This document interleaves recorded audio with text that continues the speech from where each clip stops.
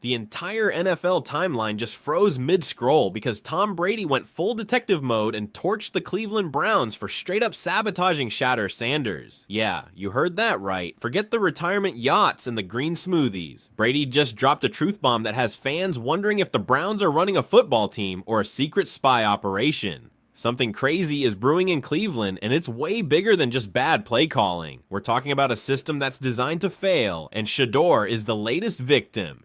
Everybody knows how to develop a quarterback. You're assuming that you're going into a program. I mean, I'm telling you, there's a lot of people who have no idea what they're doing when they're tasked with coaching a quarterback or calling an offense. So are you saying, just like we'd rank quarterbacks 1 to 32, do you rank offensive coordinators 1 to 32? Do you rank quarterback coaches 1 to 32? Well, what if you had the 32nd ranked coordinator in someone's mind? The 32nd ranked quarterback coach? How is he getting a level of development that the guy who's first is getting? Brady, the same dude who treats footballs like museum pieces, just dropped a truth bomb. The league wasn't ready for this one. Tom Brady, the so-called monk of perfection, just turned himself into the NFL's unofficial accountability cop and aimed his laser focus right at Cleveland. The same Cleveland that somehow finds a way to trend even when they're minding their business. But this time, it wasn't about another L, a rebuild, or that never-ending quarterback drama. Nope. This time, it was juicier. Brady accused them of sabotaging Shedeur Sanders, and when that news hit, the entire league nearly choked on its Gatorade. You'd think Brady would be somewhere on a yacht, sipping green smoothies and pretending to enjoy retirement. But nope. Not even retirement can quiet a man who smells nonsense from a mile away. What he saw in Cleveland wasn't just incompetence. It was a full-blown circus dressed up like a football team.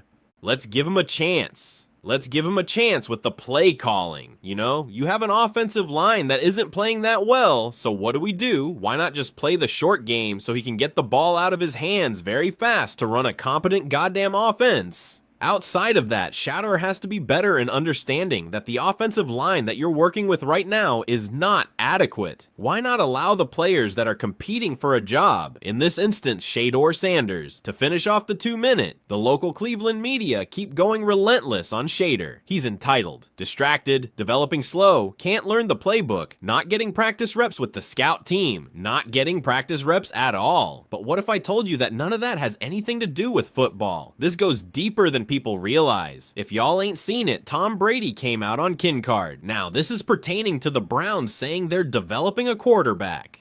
Brady called out what so many fans whisper about, that double standard in the league. Players get judged like reality show contestants. Every throw and every step under the microscope like it's national security. But coaches, they get the royal treatment. They can drive an offense straight into the ground and still get labeled innovative. Brady wasn't having it. He said what others are too scared to say. Some of these coaches wouldn't recognize player development if it smacked them with a laminated playbook. That's where Shedeur Sanders comes in. The kid's been picked apart like a lab frog while his coaches walk away untouched. Cleveland somehow made his transition into the NFL look like a setup instead of a shot at greatness. Imagine being tossed into a system where your coaches treat development like fiction, then blame you for struggling. It's like being told to bake a cake with no flour and then yelled at for serving air. That's Shedeur's reality right now, and Brady wasn't about to let that slide. Cleveland's coaching staff has been moving like it's not their problem, grading, evaluating, critiquing. But when you ask who actually worked hands-on with Shedeur, crickets, absolute silence. Apparently the Browns' version of player development is handing a guy a helmet, a playbook, and a half-hearted good luck. Then when everything falls apart, they shrug and say, "See, he's not ready."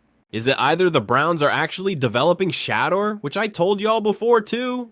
Their actions say otherwise. But Tom Brady is going to break down how he got developed early on in his career, eventually leading him to 7 Super Bowls. So if a quarterback's not getting developed anything similar to this, Tom Brady saw straight through that nonsense. He's seen every kind of player and every kind of system. He knows talent when it's real, and he knows when a team's environment is straight up toxic. The same man who turned unknown receivers into legends can spot lazy coaching from a mile away. Cleveland's problem isn't that Shedeur isn't ready, it's that they never even tried to get him ready. And that's where things got hilariously awkward because when Brady talks, people listen, especially the ones he just cooked on national TV. The Browns scrambled for a PR fix, throwing out the same recycled lines about competition, evaluation, and development. But come on, those words mean nothing when your so-called plan looks more like organized neglect. But I'm going to answer this question by saying Shedeur Sanders, and I'm going to tell you why I think he's being set up to fail. That's right, I'm going to say it, okay? Here we are on national television, right? There's been 11 practices. If I remember correctly, he's been playing against the third unit. He's fourth on the depth chart. And then suddenly you throw him into the start lineup and he hasn't had any reps with the first team at all. Think about that. So you just gonna throw him to the wolves like that, huh? I mean, you know, if he had first team snaps in practice, I don't say that. And here's the real kicker. Coaches love preaching accountability until it's their turn to face it. Brady compared NFL coaching culture to a messy corporate office. The interns get fired for small mistakes while the managers get promoted for creating chaos. What a broken system. Shedeur just ended up as the newest casualty in a cycle that's been broken for years. Everyone inside the league knows Cleveland's inconsistency has been an open secret. One coach says, "We're developing the quarterback." Another says, "We're evaluating."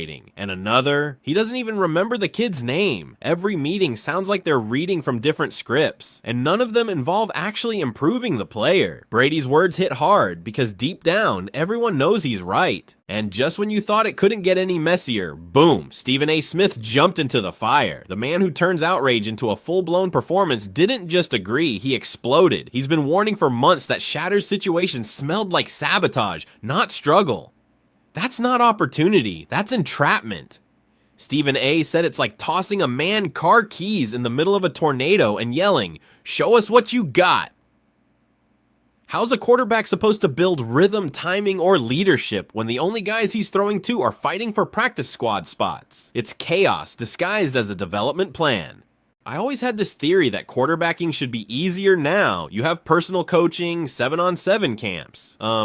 Guys like you and Drew Bledsoe and Troy Aikman have told me, I literally had 8 high school games a year. You're like, I had 40 starts including high school. Well, guys now have 10,000 snaps by the time they're 14 years old. So I've always said as a sports commentator, I used to give guys 3 years. My argument now is Thanksgiving year 2, the GM, the coach, the coordinator need to go upstairs in a room privately, raise their hands, yes or no, and I don't care. And to crank the heat even higher, Louis Riddick joined the chat, and when Riddick speaks, everyone braces themselves because it's about to get uncomfortable. He didn't sugarcoat a thing. He agreed Shedeur's got real potential, but he ripped into the Browns' so-called plan. According to Riddick, the reps weren't there, the structure wasn't there, and the intent non-existent. In his words, the whole setup was a complete farce. He said exactly what the fans have been screaming. This wasn't development, it was delay. Riddick even pointed out how other young quarterbacks were getting consistent reps, steady coaching, and real patience, while Shedeur was left to figure out a playbook that felt like a 1,000-piece puzzle. You can't perform when you're the only one who doesn't even know the rhythm of the offense. Call. He makes that call. Why? Because I want the last thing people to see is the mistakes and the sacks that happened and not give him a chance to redeem himself. Because I think probably what would have happened, okay, we can't have Shedeur come in here and finish this 2-minute drive and go down and get a touchdown. We don't want that. And in chat, for those of you who are listening and watching, I'm not making any excuses for him. He played bad, but I can tell you why he played bad. I mean, if you know the game of football and understand the game of football,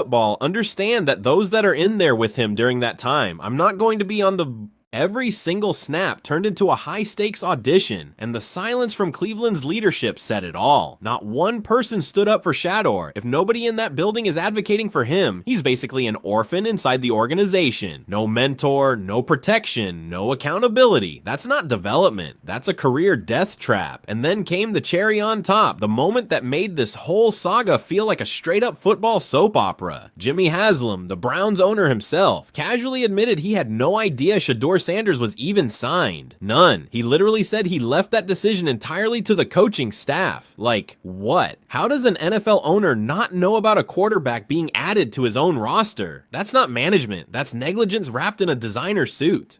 Brady's comments started making perfect sense after that bombshell. How's a player supposed to thrive when the people running the team don't even know who's running the team? Haslam's confession sounded like someone saying, "Oh, we adopted a kid. Cool. Hope he's doing fine." That's not how you build a franchise. That's how you build pure chaos. And if you thought Stephen A. Smith was fired up before, this sent him into orbit. He went off hard. He said what everyone else was too polite to say. Haslam's "I didn't know" wasn't an accident. Why is the third quarterback getting interviewed? He got nothing to do with the game, okay? It's all for PR, and, he's a heck of a personality, but, the personality can't come out till you do something on the field. And, it's a big week for Dylan Gabriel and a big week for the Browns. I mean, making that transition for him even be available to the press. I don't know why he's doing it. You tell me, you know how that works. Is that the front off? Is that the comms team? Like, who's putting him out? So we're saying it's not really on him. We have to protect him. He's a young player. Why are we making him available? Exactly. To me, there's no sense that it was a strategy. The perfect excuse to dodge accountability while pretending to play innocent. Stephen A. made it clear the Browns weren't just disorganized. They were ducking responsibility from the top down, and just like that, another young quarterback's story got rewritten before it even started. Brady's explosion didn't look like a rant anymore. It looked like a revelation. He wasn't just standing up for Shedeur, he was standing up for every young quarterback who's been chewed up and spit out by systems like this.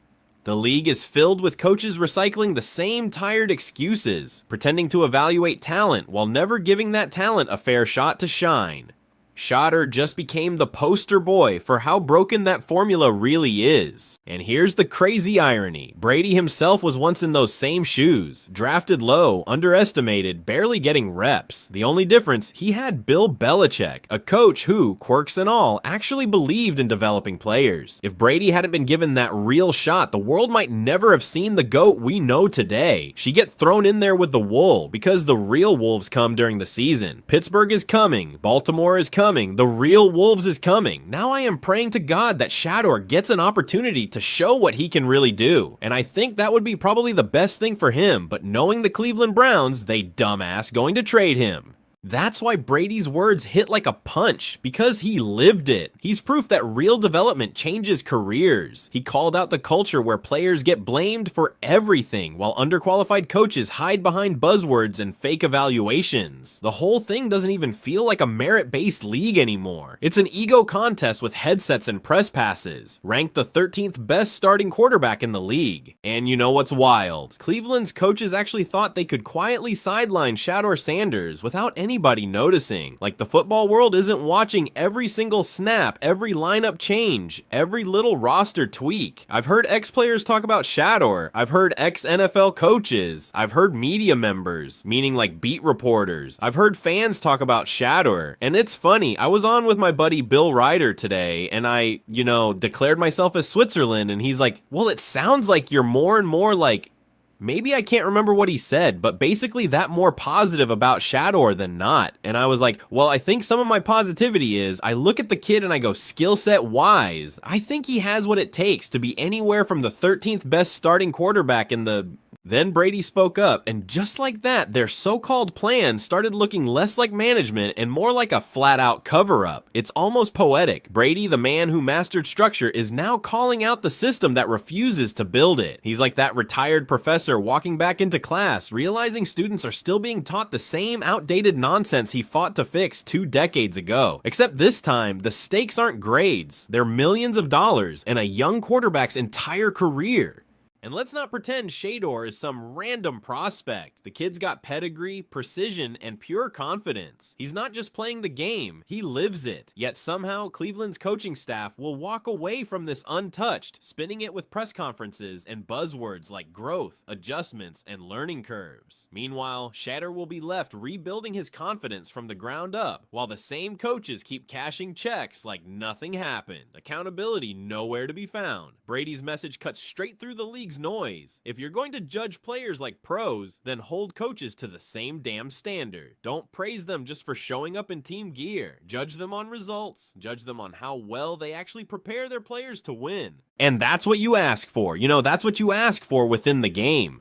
If I could go back and do anything, I mean, it's always everything in life if you had that chance. But we don't have the luxury to travel back in time. As a kid, I want to go back and do things differently. So overall, of course, you know, you wish you can, but in the battle of the moment, in the heat of the battle, you know, you want to be that outfit. You want to be that dog. You want to be out there in that final 2-minute drive. So, you know, of course, the small things, of course, frustrate, but that's what happens, you know, when you want a player to be able to take, because at the end of the day, a quarterback's success depends just as much on his environment as it does on his arm.